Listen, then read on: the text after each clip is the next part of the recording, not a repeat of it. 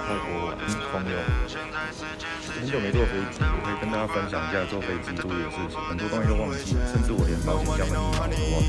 提早2到3个小时到，2小时会比较赶。你很猛的话，你这1小时有可能真的就会停掉。托运的部分就是行动充裕，还有电池。如果是身上行李的部分，一体不可以，还有尖锐的指甲刀线。